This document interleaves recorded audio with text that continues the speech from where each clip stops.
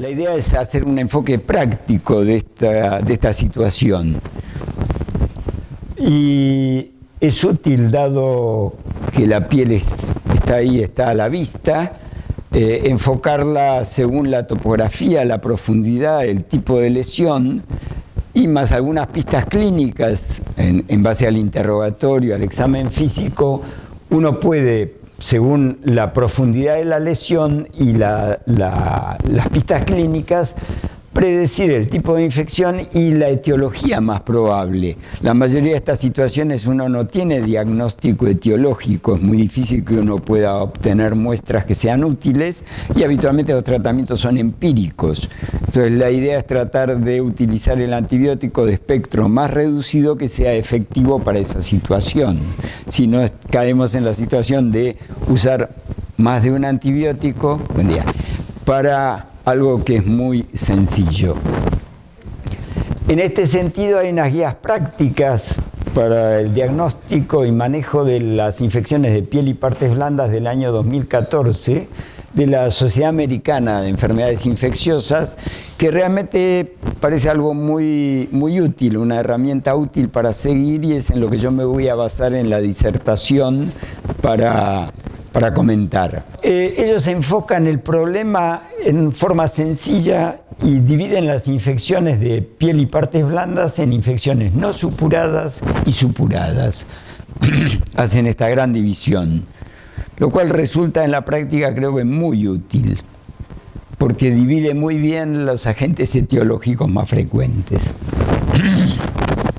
Dentro de las infecciones no supuradas de la superficie a la profundidad, tenemos situaciones sencillas o, digamos, de poca gravedad como el impétigo, y en el otro extremo infecciones necrotizantes, celulitis, fascitis, miositis necrotizantes, que pueden poner en riesgo la vida de un paciente y matarlo en 24 a 48 horas. O sea que el espectro es muy amplio. En la parte intermedia, la erisipela y la celulitis, que son entidades bastante frecuentes. Y dentro de las infecciones supuradas, las colecciones con pus, como absceso, forúnculos, carbunco, etc. Cuando un absceso presenta celulitis en su periferia, interpretamos eso como un absceso con celulitis, no dos entidades separadas.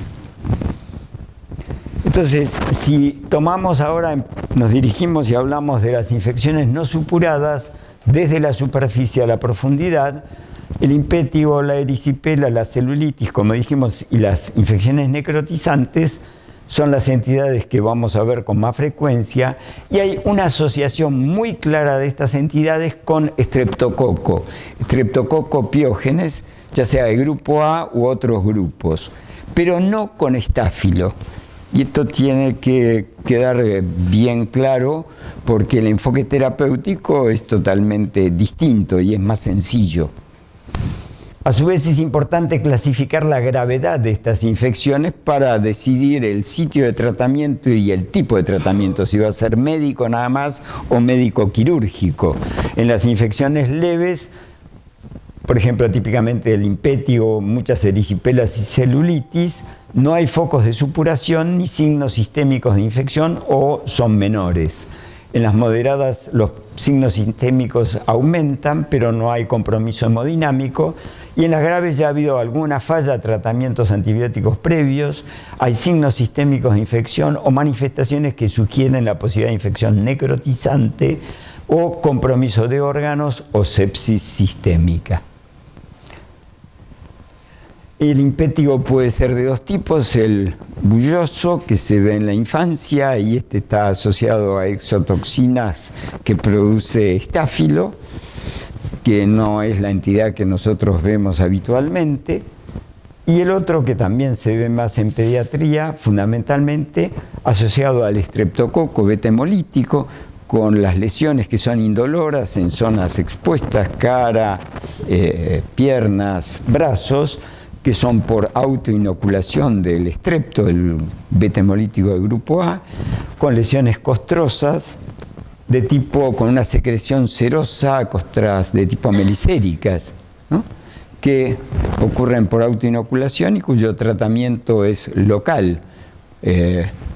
eso lo saben ustedes mejor que yo, con cremas con antibióticos o aún con compuestos que son antisépticos y que no requieren de antibióticos. Esto se asocia a comportación de estreptococo beta hemolítico. Erisipela, yendo un poco más a la profundidad, tiene una presentación aguda que nos hace a veces quedar muy mal a los médicos porque el paciente consulta por fiebre alta, escalofríos y el foco, la lesión todavía no apareció y uno no sabe cuál es la causa de la fiebre. Y después el paciente llama y dice, doctor, ¿sabe que usted se fue y al rato, a las 12 horas, me apareció esta placa dolorosa, ¿no? Habitualmente se ve en miembros inferiores en más del 80% de las veces y puede verse lesiones faciales en 20% del resto. Hay compromiso de la dermis superficial con mucho compromiso linfático. Esto puede llevar a la posibilidad de adenopatías regionales y a linfangitis, el trayecto linfangítico que uno puede llegar a ver. Y edema superficial. Este edema, al, digamos, producir saliencia a la piel y el tironeamiento de los folículos pilosos hace que al tacto la piel tenga piel de naranja, ¿no? Esa sensación que uno tiene. Es muy doloroso y tiene una característica muy importante que tiene un borde muy bien delimitado y sobrelevado. Esto lo diferencia de las celulitis habituales. La etiología es habitualmente Streptococcus pyogenes, esa es la única etiología. Se menciona estáfilo, pero es muy poco frecuente. Esta es la lesión típica. Se puede formar ampolla, que puede drenar espontáneamente o no. Esta es la imagen de la erisipela facial y en los niños y antes de la época de la vacuna de Haemophilus podía estas lesiones ser producidas por Haemophilus. El diagnóstico es clínico porque es muy difícil hacer diagnóstico microbiológico aún con todas las medidas que uno dispone, como es hacer una punción y un cultivo de las lesiones bullosas, una aspiración del borde de la lesión, y los hemocultivos habitualmente son negativos. Así que el diagnóstico es clínico. Uno ve la lesión, ve todo lo que mencionamos, eso es una erisipela, y ahí se termina la historia y hay que tratarlo. Es muy frecuente que los pacientes hayan ido a la guardia y les haya aplicado una penicilina benzatínica. Eso no es útil para el tratamiento porque logra niveles estables pero muy bajos de penicilina. Si bien el estreptococo es exquisitamente sensible a las penicilinas, los niveles que se logran son muy bajos y lo que hay que dar es tratamiento con penicilina, ya sea por boca o actualmente utilizamos más amoxicilina cada 8 o cada 12 horas. Con amoxicilina es suficiente, no hace falta otro tipo de cobertura. En formas más importantes, penicilina endovenosa o ampicilina por vía parenteral son otra opción, y en pacientes alérgicos podría utilizarse clindamicina, al igual que algún macrólido como la acitromicina. Hay que recordar que hay más o menos un 30% de resistencia de estreptococo beta hemolítico a los macrólidos, sea claritromicina, acitromicina. Entonces, no utilizar de entrada macrólidos porque se exponen a ese problema. La duración del tratamiento. En la patología infecciosa, la duración del tratamiento en realidad no se sabe con certeza en ningún tipo, en la mayoría de las infecciones, porque uno evalúa como curación la mejoría del proceso inflamatorio que desencadena el proceso infeccioso. Pero en realidad el tratamiento antibiótico está destinado a destruir a los gérmenes y esos desaparecen rápidamente. La respuesta inflamatoria demora, entonces uno prolonga el tratamiento hasta que mejora la respuesta inflamatoria. Como decía un colega chileno, hay dos formas de decir los tratamientos, la duración. Uno es el manual, 5 días, 10 días o 15, y otro el lunar, 7 días, 14 o 21. Pero en realidad no está bien aclarado cuál es la duración. Esto para todas las patologías. Acá en erisipela más o menos 10 días es suficiente, quizás menos tiempo alcance. Yendo a los planos de la dermis un poco más profundo que las que lesionan la erisipela, nos encontramos con la celulitis, que es un amplio conjunto de patologías donde también el inicio es agudo, pero como la afectación es más profunda, la zona comprometida, que está caliente, dolorosa, con una placa, no tiene límites netos. Esto la diferencia claramente de la erisipela. Es dolorosa y puede tener también púrpura, puede tener flictenas o petequias, y hay compromiso variable del estado general. Puede evolucionar a formas graves, pero esto es poco frecuente, y tiende a tener recurrencias, al igual que la erisipela. ¿Por qué? Porque los factores predisponentes son la obesidad, el éstasis por mala circulación venosa, el haber tenido lesiones previas, porque la afectación suele ser en el mismo lugar, y las lesiones cutáneas, aunque sean pequeñas, eczemas, que favorecen la colonización y la penetración del microorganismo, que es el estreptococo beta hemolítico. Esta es la presentación, habitualmente en miembros inferiores. Esto puede ocurrir en forma sucesiva, o sea, hay una tendencia a la recurrencia, y esto puede llevar a daño importante y a veces a situaciones llamadas elefantiasis, donde hay lesiones muy importantes y persistentes. La ubicación suele ser también en miembros inferiores, puede evolucionar con ampollas, con flictenas, y puede verse también a nivel facial. Entonces, la celulitis, el tratamiento entre leves y moderadas, en primer lugar para nosotros es un beta-lactámico, amoxicilina o ampicilina. Ampicilina con sulbactam en realidad no agrega mucho más, se puede usar ampicilina endovenosa, y si uno quiere tener una cierta tranquilidad, pero es tranquilidad de uno, en realidad microbiológicamente no sería necesario, puede utilizar una cefalosporina de primera generación, cefalexina, cefadroxilo, o por vía endovenosa la cefazolina o la cefalotina. Solo en pacientes alérgicos utilizamos clindamicina. Y esto es lo que llamamos infecciones necrotizantes, que pueden ser celulitis, fascitis y miositis. Y acá pensar en dos cosas, en estreptococo piógenes, mejor dicho en tres: piógenes, infección por flora mixta, y esto cuando uno ve algo que tiene que ver, con, por ejemplo, con una colostomía, con una cirugía intestinal, y el otro es Clostridium perfringens, en un paciente con una herida traumática. Esto a uno le genera una incomodidad que la tenemos hasta nosotros, los que tendríamos que saber y sabemos de esto, pero que nos cuesta acordarnos los nombres que tienen, porque hay mucha superposición entre celulitis, crepitante anaeróbica, etcétera, todo lo que se menciona, pero claramente de la superficie a la profundidad: celulitis, fascitis y mionecrosis infecciosa. Eso es lo que uno debe recordar.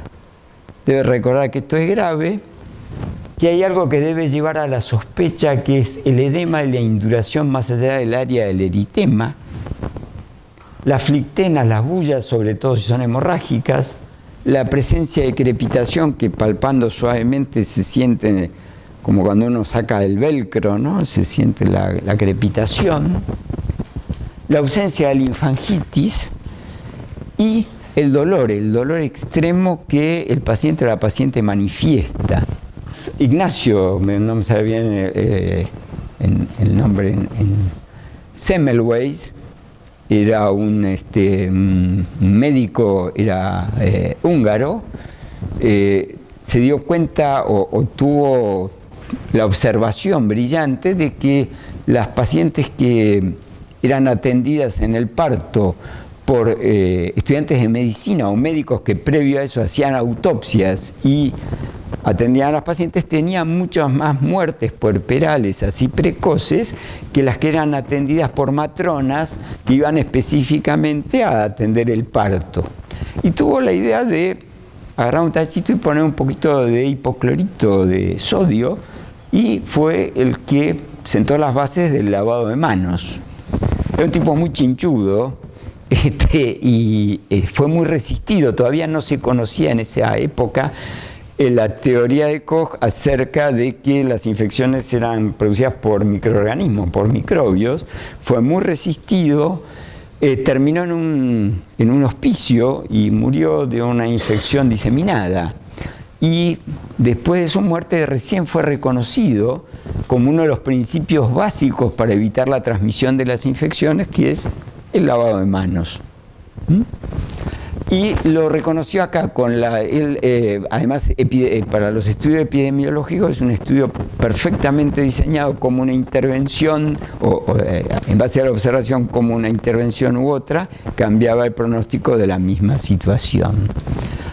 Entonces, cuando ustedes vean esta situación, preocúpense mucho, no la van a ver casi nunca, pero es preferible equivocarse por demás y despertar a las 3 de la mañana al cirujano, al obstetra y llamarlo y decir que el paciente está mal, que está incoherente o que está hipotenso y no hay motivo claro y que está con mucho dolor en la herida. No esperen ver pus, nunca va a haber pus, porque esto ocurre dentro de las primeras 24 horas. Entonces va a haber una secreción serosa, un liquidito y un dolor terrible, y mucho edema, mucha induración por fuera de la zona de la herida.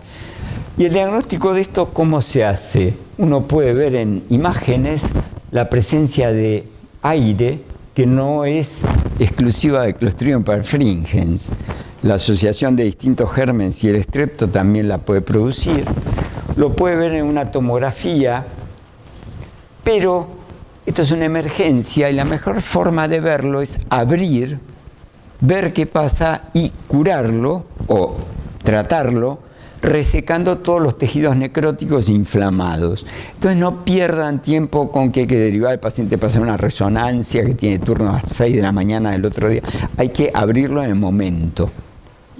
Y de paso mandar material a cultivo para ver los microorganismos que hay y también anatomía patológica, pero obviamente empezar con antibióticos. Pero el antibiótico solo no va a curar esto. O sea que es fundamental la mano del cirujano. Esto creo que de toda la charla es el concepto que queremos transmitir, que nos parece más importante. Acá el tratamiento antibiótico va a ser amplio, pero por una cuestión que no hay ningún margen de error, pero no es lo que salva al paciente. Y acá hay otro concepto que también a veces vemos que en general se trastoca, y es pensar que si está grave el paciente es porque es un germen multiresistente. Y esto no es así. Los que más matan, los bichos que más matan, son los más sensibles a los antibióticos. Tienen todo su andamiaje preparado para agredir y no gastan su energía en tener resistencia. Nunca van a ver esto producido por una Cinetobacter multiresistente o por una Pseudomonas aeruginosa, excepto en un paciente neutropénico con una leucemia, que es una situación distinta. En un sujeto previamente sano o aún con diabetes, lo que van a ver es esto. Y esto se resuelve con cirugía precoz. Así se resuelve. Esto es una gran gangrena de Melanie, que empieza en la zona genital. Esta es la pared abdominal, acá está escrito es el miembro, y esta resección precoz con antibiótico es un camino difícil, ¿no? Volver de todo esto, pero es la única forma de salvarle la vida al paciente, este tipo de cirugías. Cuando clínicamente tenemos mucha certeza de que es una infección necrotizante por estreptococo, utilizamos la asociación, porque el problema de los beta-lactámicos con los estreptococos, y esto se vive mucho en las meningitis, es que al destruir los microorganismos, esta destrucción libera muchas partículas, muchos antígenos bacterianos que generan mucha inflamación. Y como dice esa propaganda del antiinflamatorio, lo que mata es la inflamación. El sistema nervioso por aumento de la presión endocraniana, etc. Y a nivel sistémico por la sepsis. La clindamicina estabiliza muchas membranas porque es bacteriostática, entonces impide toda esta respuesta. Pero como hay resistencia de los estreptococos a la clinda también, no se la puede utilizar sola. Utilizamos peni o ampi con clindamicina ante infección grave por estreptococo. La utilizamos de entrada. Una pregunta que muchos hacen y que nos la hacíamos todos es el empleo de gamma globulina endovenosa en estos procesos muy graves, que es difícil de conseguir, que es costosa, y hay un estudio multicéntrico que se hizo en Estados Unidos que demostró que no mejora la sobrevida. Ni hablar obviamente de pensar en la cámara hiperbárica, que uno la reserva para alguna situación crónica y no en estos casos. En el caso de gangrena ni se les ocurra buscar una cámara hiperbárica, busquen un buen cirujano. De ahí nos vamos a las infecciones que presentan pus. Puede ser una infección posquirúrgica, puede ser una infección postraumática. Si es posquirúrgica o en otro tipo de infecciones, lo que tenemos que pensar no es tanto en estrepto, sino en estáfilo. Y si es una infección supurada posquirúrgica, no aparece a las 24 o 48 horas, aparece a los 10 días, que es el tiempo que necesita para formarse el proceso inflamatorio, la necrosis, la colección y la secreción de pus. Esto puede verse el estáfilo asociado a foliculitis, a perifoliculitis con la formación de abscesos, o asociado a lesiones, como ya mencionamos, penetrantes. La clasificación va a depender del tamaño de la lesión, del absceso que tengamos, de la presencia o no de celulitis y de la presencia de manifestaciones sistémicas. Y siempre que hablamos de estáfilo, hay que pensar en la posibilidad del paciente que tiene la lesión localizada y que consulta después porque ese estáfilo se diseminó por vía hematógena y viene con fiebre y lumbalgia y tiene una espondilodicitis o petequias o un accidente cerebrovascular, y el paciente tiene una sepsis por estáfilo con endocarditis. O una osteomielitis o una artritis supurada periférica. Uno está viendo ahí la consecuencia de la diseminación. Esto ya lo van a ver quizás los clínicos, no el especialista, pero hay que tratar esa puerta de entrada bien para evitar esa posibilidad de diseminación. Esto es la foliculitis. Hay dos causas habitualmente, estáfilo es la más frecuente, pero la otra posible a veces es Pseudomonas aeruginosa, ¿no? El tratamiento de esto habitualmente es local, fomentos para que drene espontáneamente y no andar produciendo compresiones manuales y todo ese tipo de cosas que son peligrosas. Estas son lesiones más importantes, que pueden ser varias, formar lo que parece un anthrax. Estáfilo está muy bien preparado para agredir, y a principios de la década del 50 la penicilina era la solución para tratar el estáfilo, pero la aparición de enzimas penicilinasas hizo que los estáfilos se volvieran resistentes a la penicilina, se empezaron a emplear las cefalosporinas, y en la década del 60, pero fundamentalmente después de que se pudo diseminar en forma importante, aparece el estafilococo resistente a la meticilina, que es un antibiótico que ya no se usa para el tratamiento. Cuando ustedes leen meticilina resistente o resistente a oxacilina, esto significa que ni los beta-lactámicos ni las cefalosporinas son útiles. Y el empleo de otro tipo de drogas como vancomicina, linezolid, daptomicina son necesarias. En ese momento, en la década del 80, del 90, empezaron a aparecer estafilococos aureus con resistencia intermedia o importante a la vancomicina, y pensamos que el monstruo que se nos venía era un estáfilo resistente a todo. Pero la naturaleza siempre nos gana, y lo que apareció fue un estafilococo resistente a meticilina, pero sensible a otra serie de antibióticos por vía oral, que se empezó a diseminar en la comunidad, porque el estáfilo meticilina resistente era propiedad de los centros hospitalarios, lo veíamos asociado a infecciones de catéteres, a infecciones intrahospitalarias. Entonces el estáfilo meticilina resistente hizo una asociación, fideicomiso, no sé cómo le dirían los economistas, con el de la comunidad, y el de la comunidad es agresivo y el otro es resistente, y dije, vamos, juntémonos y hagamos algo bueno. Y un gran infectólogo, Martín Strajewski, que trabaja acá en CEMIC, planteó a través de él trabajó mucho en Estados Unidos, que esta Filométier de la comunidad era el Dark Vader de los cocos gram positivos, es uno de los malos, digamos. Si el FBI pone la lista de los más buscados, este es uno de ellos. Este es un estudio multicéntrico que lo encabezó la doctora López Furt y es un grupo de gente de la Sociedad Argentina de Infectología, donde se demostró que en las infecciones supuradas de la comunidad, Staphylo aureus era el microorganismo más frecuente con resistencia a meticilina.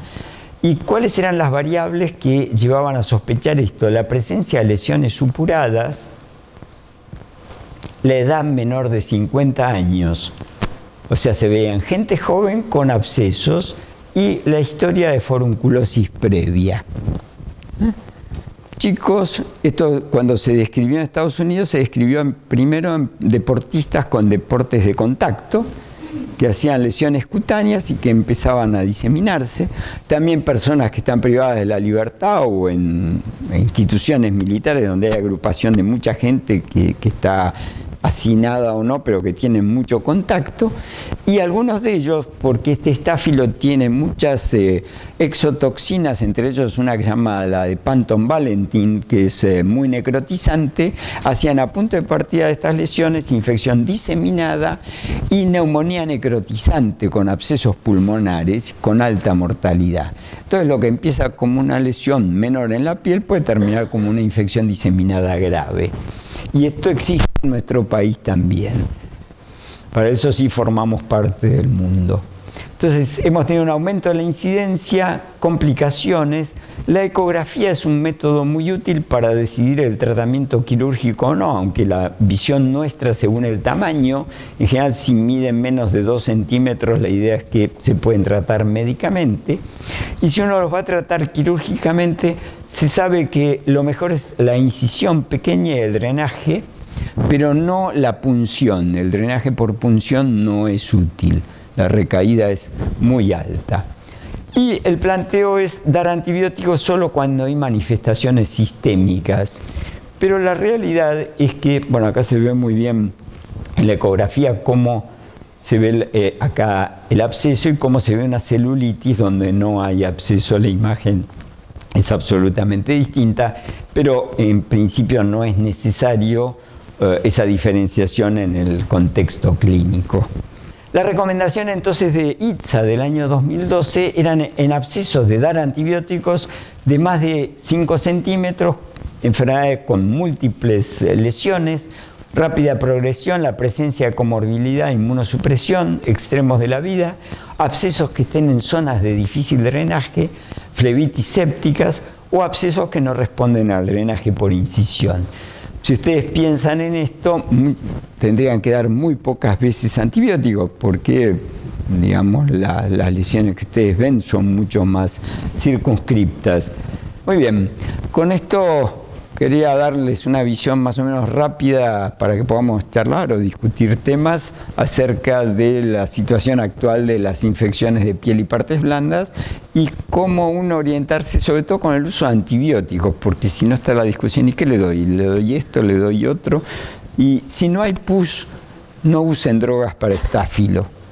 Con amoxicilina es suficiente. Si hay pus, bueno, cefalosporina de primera generación o trimetroprima sulfas.